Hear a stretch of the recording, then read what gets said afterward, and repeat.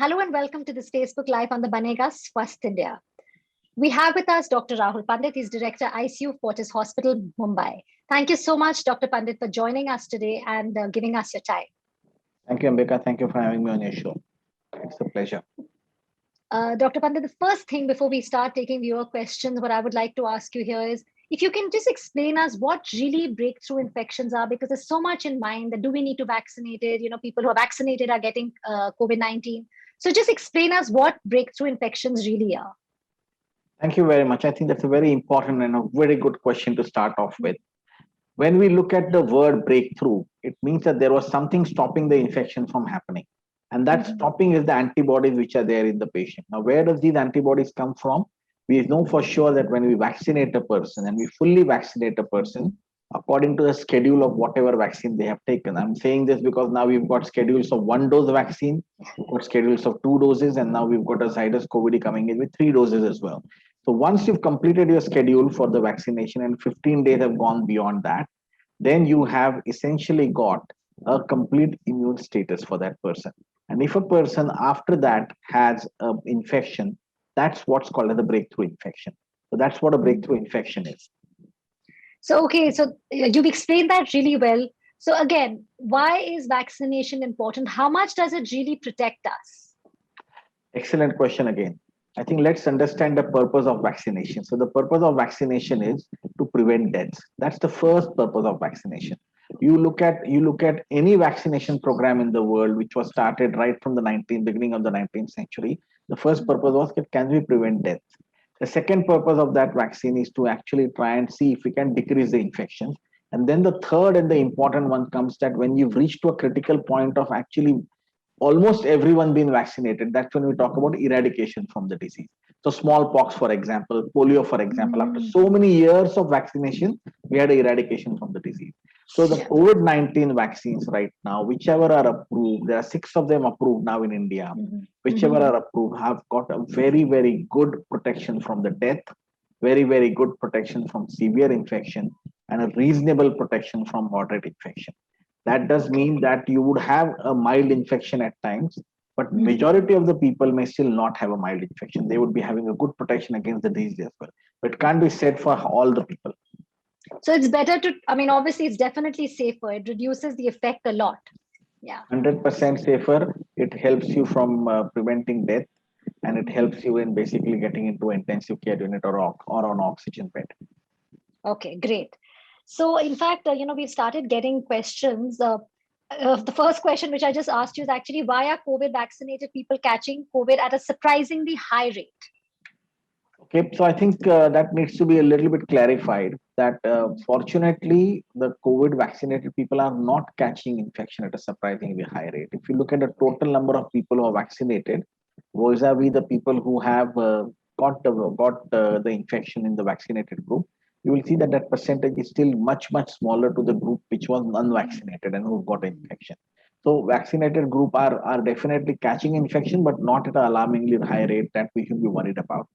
But the good thing is that when you compare these two groups, you see that the group which was vaccinated is not requiring hospital on majority of these cases. They are at home. And the live example of this is United Kingdom. You see there are almost 25 to 40,000 cases coming positive in UK every single day, but not once have we heard of their hospital systems getting stretched. So most of the people are being cared for at home like an influenza or a flu-like illness. Whereas US, some of the states have really been stretched where the vaccination population was very small. The states which had a good vaccinated population, I think they are still comfortable. Okay, so vaccination is really important, and I think there are a lot of, awareness needs to be there that in some way, you can get infected, but it is protecting you in a lot of ways. The other question, Harveen Kaur is a little off, what we were talking about vaccines. We'll come back to that. Harveen Kaur is asking, does COVID affect women's menstrual cycle, and how does one correct that? Well, I think it's a very important question again to understand that COVID-19 is one virus which has known to now affect every system in the body. And one of the system is the hormonal regulation of the body.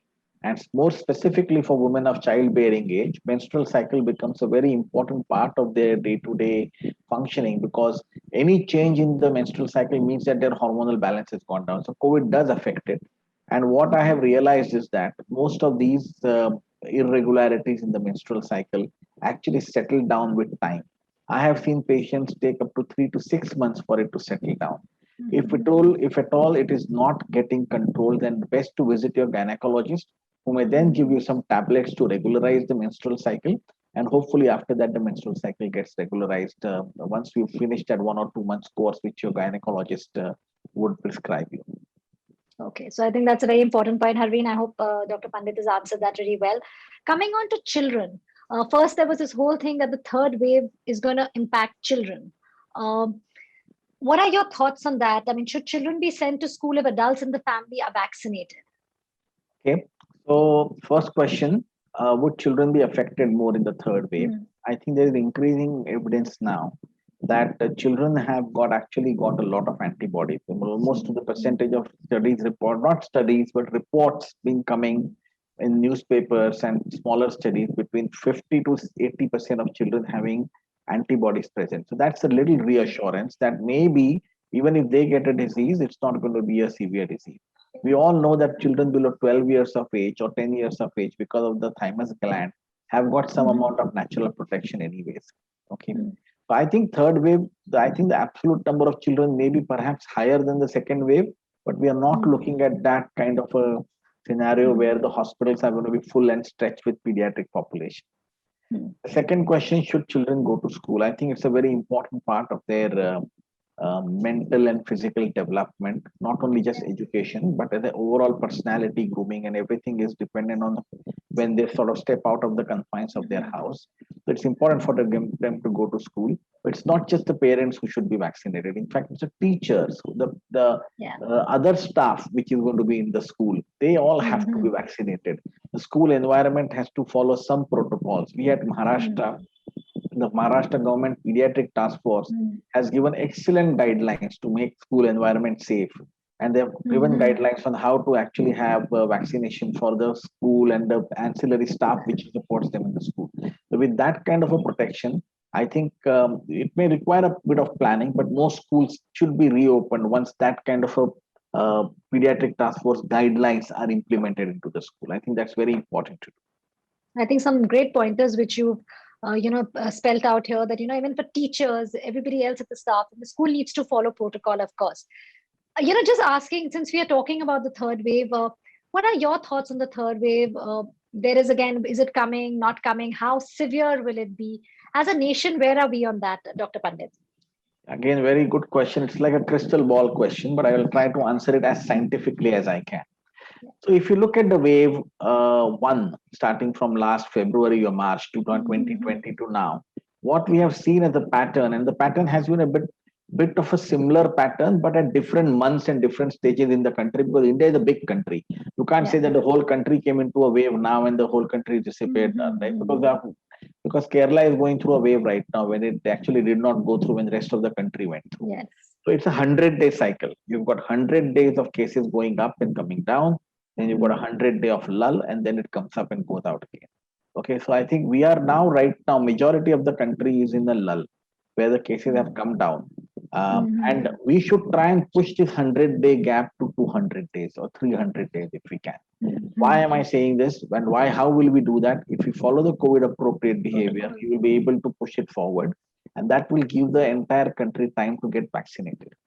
And if we can get our 70 or 80% of the people vaccinated over the next 100 to 120 days, then even if the wave, if it comes, the effect of it will be so blunt that we will not feel the pain of it. It will not disrupt our day-to-day life. Now, currently, we have the pace at which we are vaccinating and the rate at which the COVID appropriate behavior is going down in the people. I think we are not helping that 200-day cause. We are actually still wanting it to come at 100 days. So the third wave will come if the COVID appropriate behavior goes down and the vaccination is not complete. When it will come, you can calculate around 100-day cycle and say it's going to be in September, October, November. I honestly don't know, and I think no doctor or epidemiologist in this world will be able to predict it. But what I'm saying is that as much as we can push it forward, it will be Maybe. beneficial for us. Yeah, because that gives us that time. It actually, prolongs it. Correct. Like you absolutely said, it gives more people to get time to get vaccinated. And COVID appropriate behavior, वही, अपने mask पहनिए, हाथ धोइए, sanitize yourselves, don't go into crowded places. I think that's something we do not need to let go. So that's very, very important. एक सवाल आया doctor पंडित कि vaccine एक cure नहीं है, बट कितना प्रोटेक्शन हमें मिलता है वैक्सीन से? ये सवाल अंबिका जी से वही सवाल है जो कि आपने मुझे पहले पूछा था कि वैक्सीन से क्योर नहीं। बिल्कुल सही कहा आपके जो दर्शक है हमारे, जो वो कह रहे हैं। और वैक्सीन से जो है हमको डेथ से प्रोटेक्शन मिलता है, हमको हॉस्पिटलाइजेशन से प्रोटेक्शन मिलता है, और इसमें कोई संदेह नहीं है। मैं और एक स्टडी कोट करना चाहूंगा यहाँ पे। सीएमसी वेल्लोर, जो कि एक बहुत ही प्रख्यात मेडिकल कॉलेज और इंस्टीट्यूट है साउथ ऑफ इंडिया में, वेल्लोर में, वहां के करीब 24,000 लोगों की एक स्टडी पब्लिश हुई थी, हेल्थ केयर वर्कर्स जो कि डबली वैक्सीनेटेड है पूरे, और उनमें इन्होंने ब्रेक थ्रू इन्फेक्शन देखा। तो बहुत छोटी संख्या में ब्रेक थ्रू इन्फेक्शन हुए, और मैं इन लोगों की बात कर रहा हूँ जो रोज कोविड पेशेंट देख रहे हैं, ना कि आम जनता जो कि घर पे रह के शायद प्रोटेक्ट कर सकती है खुद को, या ऑफिस स्पेस में, कंफाइंड स्पेस में काम कर सकती है। मेरा तो ऑफिस स्पेस ही कोविड आईसीयू है, that is my office space. तो अगर हमको हेल्थ केयर वर्कर्स को इन्फेक्शन कम हो रहा है, तो इसका मतलब ये है कि हमारे वैक्सीन इफेक्टिव है।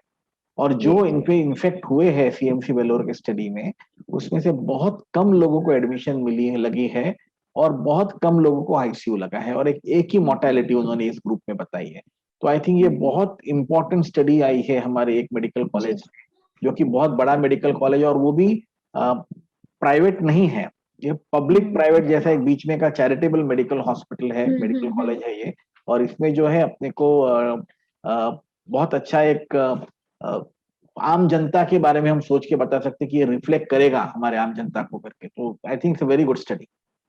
जी, आपने जैसे ये बताया, इनफैक्ट इट्स रियली इंपॉर्टेंट, जैसे हमने वैक्सीनेशन के बारे इतनी अवेयरनेस स्प्रेड की, बताया कि जरूरी है, जो उसके मिथ्स थे उनको कहीं ना कहीं तोड़ने की कोशिश की कि जैसे फर्टिलिटी में कोई असर नहीं पड़ेगा, ऐसे ही हमें कहीं ना कहीं I think we need to talk more about that yes, even if you are getting affected, the severity जो इन्फेक्शन की है वो कम होगी। तो कहीं ना कहीं आई थिंक वो गैप, क्योंकि बहुत हम देख रहे हैं कई सवाल वही पूछ रहे हैं कि क्यों लेना जरूरी है अगर हो ही रहा है, तो आई थिंक वो बहुत जरूरी है। एक अगला सवाल डॉक्टर पंडित ये है कि किसको बूस्टर डोज और वैक्सीन की जरूरत पड़ेगी? बहुत अच्छा। अगेन हमको ये पता है कि जो 2 वैक्सीन ले रहे हैं उनकी इम्यूनिटी जो है, उनका जो इम्यून रिस्पॉन्स है जिसको हम एंटीबॉडीज बोलते हैं, उसकी मात्रा जो है वो करीब 6-8 महीने में कम होने वाली है, और कम होती हुई दिख रही है। इस वक्त जो है जो कैंसर के मरीज है जिनको की इम्यूनो सप्रेशन मेडिसिन चालू है, जिनमें कि ये शायद एंटीबॉडीज उतनी मात्रा में बनी ही नहीं है, उनको थर्ड डोज या बूस्टर डोज देने की शायद जरूरत पड़ने वाली है। और जो फ्रंट लाइन वर्कर्स है, doctors, nurses, paramedicals, ambulance people, people who are like policeman, उनको शायद थर्ड डोज देने की जरूरत पड़ेगी, क्योंकि वो जो है डायरेक्ट कांटेक्ट में आ रहे हैं पेशेंट्स के। तो इस वक्त ये दोनों पॉपुलेशन को करने की जरूरत पड़ेगी। पर मैं एक बात बताना चाहूंगा अंबिका जी, जब तक हमारी पूरी पॉपुलेशन को एक डोज भी नहीं मिला है, तो थर्ड डोज के बारे में निर्णय लेने के लिए एडमिनिस्ट्रेशन को जो है थोड़ी सी मुश्किल होने वाली है, क्योंकि अवेलेबिलिटी ऑफ वैक्सीन जब तक सरप्लस में नहीं आएगी, उस जिस दिन ये सरप्लस में आ जाएगी ये डिसीजन बहुत इजी हो जाएगा, और जब तक सरप्लस में नहीं आएगी तब तक ये डिसीजन थोड़ा कठिन होगा, और इसको बैलेंस करना जो है एडमिनिस्ट्रेशन को करना पड़ेगा, अपनी सरकार को करना पड़ेगा, क्योंकि बहुत बहुत जरूरी है, जैसे आपने बिल्कुल सही कहा कि सबको कम से कम एक डोज लगे, at least that little bit protection every individual in India शुरुआत तो हो जाए, उनके वैक्सीनेशन प्रोग्राम की शुरुआत तो हो जाए। जी, एक अगला सवाल आया है doctor Pandit, it says that a latest ICMR study in Chennai showed that the B1.617.2 has the potential to infect both vaccinated and unvaccinated individuals, but vaccination can prevent the progression of the illness. What do you have to say about this? So we've spoken a lot on vaccination, but progression, this is an interesting question. Yeah. So again, I think we need to understand that the newer strain, the Delta strain, the Delta plus variant, there is some amount of immune escape. What they are talking about is the immune escape. So we know that there is an immune escape. There is an immune escape to vaccines. There is an immune escape to the monoclonal antibodies as well, which are there, the monoclonal antibody cocktail. And we have to be cognizant of the fact that the second generation vaccines which will come across will actually give us some protection from these kind of variants as well. So right now, the best protection is mask. That is why masking, sanitization, avoiding crowded places still remains the number one protection, followed by the vaccination. So vaccination is important, but until everybody gets vaccinated, these three virtues have to be kept on. So this is a very, very critical point. What you're saying, vaccination is key, but we definitely need to keep these other. I mean, we need to continue our, the whole behavior, the COVID appropriate behavior. What we say, that is extremely, extremely critical. Another very interesting question, Dr. Pandit, I think, which we need to know, because recently there was this whole thing about, which is actually good news, is that children getting vaccinated. What are your thoughts on this? Are vaccines safe for children? The ones which have just been okayed, the 12 plus ones. Yes. So the new vaccine which has come out, which is the Zycovid vaccine, which is a three-stage vaccine. It actually studied within the 28,000 patients. 28,000 volunteers. They actually studied. There was a population of 1,000 who were children between 12 and 18 years of age, and they found that it provided excellent protection after the three doses, and there was very, very good safety profile as well. So I think these vaccines are absolutely safe for the children. The Zycovid has got no doubt about that. There is Pfizer vaccine, which across the world we know has been now approved for people between children between 12 and 18 years of age. And then there is, of course, the Covaxin, which is going to come in. And the data is slowly being built up for that. And it will be presented to the Vaccine Authorization Committee for an approval when the data it gets completed and the trial gets over. And that vaccine will be a safe vaccine, I believe, because right now we know Covaxin is a safe vaccine. So the age group needs to be studied, which I think they are quite well and truly going through it. So absolutely some good news, I think, relief for all of us as parents here. Yes. Dr. Pandit, can you tell us a little bit about the intranasal vaccines which are being developed? Yeah, so there is a concept of superficial immune system as well as the concept of internal immune system.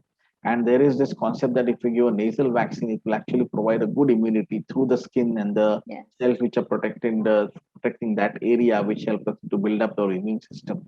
And I think intranasal vaccine will be the game changer when they come in, because right now, one of the hindrances is that it's an injection that we are giving. So it requires a special care, it requires monitoring, it requires 30 minutes of observation after that. Whereas remember the Pulse Polio campaign, which we all did around 10 years ago at a very, very large scale across the country to eradicate polio. And one of the easiest thing was that they were drops.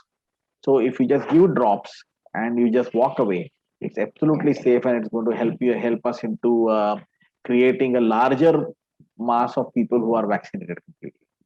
Safe also and much quicker, like you said, it'll be much, so that's it's a double whammy. Okay, the other thing I want to ask you, Dr. Pandit, what are your thoughts on this? Is it more important that the second dose is given to more people, or the larger population, they get their first dose? What do you think on this? Okay, so if we need to prioritize. Yeah, that's again a very good question. Very good question. What UK did in between was they actually increased the gap between the two doses. There is a lot of scientific evidence for that, but that was not the thought process. The thought process was that at least try and get everybody one dose, and then we try and give them the second dose. Okay, so there is some scientific basis behind that, but we all know that with one dose we only get around 30 to 40% protection, not enough protection. Whereas with the second dose you get more than 75% protection against the virus. So I believe that we should actually complete the vaccination course as quickly as possible. Try and keep the two doses gap scientifically based. So for right now, for AstraZeneca Covishield, we have a 84 days gap, and that's based on science. We'll have to continue with that. But Covaxin is only 28 days. Sputnik is 21 days. I think if we can do that, we will be able to quickly complete the vaccination program. Okay, so I mean, so it's very, very important we keep that in mind. We'll just take a last question, Dr. Pandit. Is it true? What are your thoughts? Do you think patients with cancer and other immunosuppressive diseases should be given priority? Are they being given priorities? Is that true?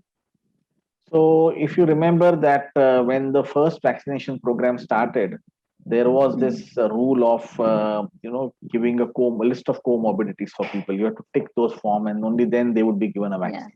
The reason why these cancer and immunosuppressive therapies are being given a priority, or should be given a priority, is their immune system is so weak that they are at a very high risk of catching the infection. And if they catch an infection, many of these patients are also being cared for by their family member. And then they will Mhm. realize that they are going to pass it on to the household people, and you will have a much quicker spread of it. And they are very difficult to clear the infection because their immune system is not very strong to fight it off as well. Yeah. So I think it's important that we actually prioritize these patients. And this is also the group who have probably have already been vaccinated, may be considered for a third dose or a booster dose as well. I think it's a very special population which we'll have to look at. Thank you so much, Dr. Pandit, for answering all these questions so well, explaining it so well. I think there's so much of doubt in everybody's mind, like how, why do we need to get vaccinated? And also people are getting disheartened that, if you're vaccinated, you're still getting the infection. But it's very important to understand that the effect of the virus is lower if you're vaccinated. It's important we all get vaccinated. The nation, each and every individual should be vaccinated. And most important is we continue following the COVID appropriate behavior, which is wear your masks properly, the right way, the correct mask, wash, sanitize your hands, and maintain social distancing. Thank you so much, Dr. Pandit, for joining us today. Thank you very much. Thank you.